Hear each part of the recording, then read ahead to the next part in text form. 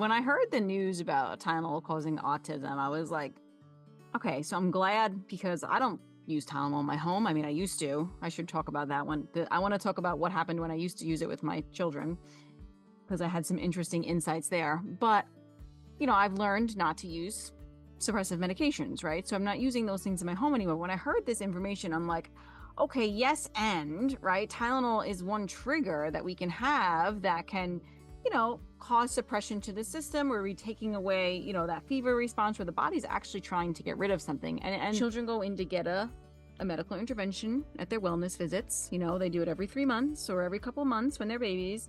And they get a fever. And then that fever is how the body is trying to push that toxin or toxins out of the system, right? And then all of a sudden we come in and we give them Tylenol, which then suppresses that fever response. And then that is that scenario happens very often, unfortunately, in having children cause autism. Now, of course, it's not just that either, because for anything to manifest in the body, there has to be inherited genetic predispositions, right? There has to be some deeper things that are going on in the family lineage, like the blueprint that child was born with is a bit more compromised on the immune system. On the energetic front, there's probably been a lot of suppression. Disease to me is all one and the same. It doesn't matter what the damn diagnosis is. It means nothing to me. Whether it's PANS-PANDAS, whether it's autism, whether it's pervasive developmental disorder, whether it's OCD, whether it's MCAST, it is all the same to me. It's all one and the same, in my opinion.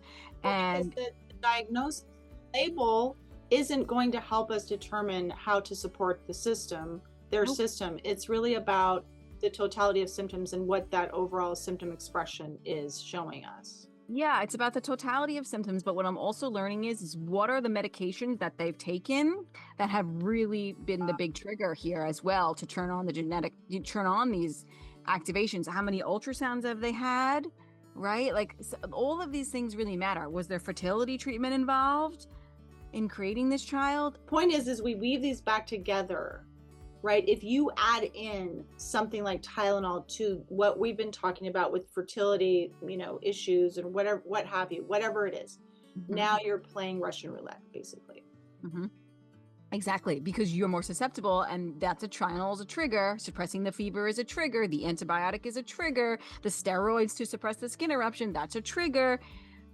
There are also mental emotional triggers, which we talk about all the time. The divorce is a trigger. The abusive father is a trigger.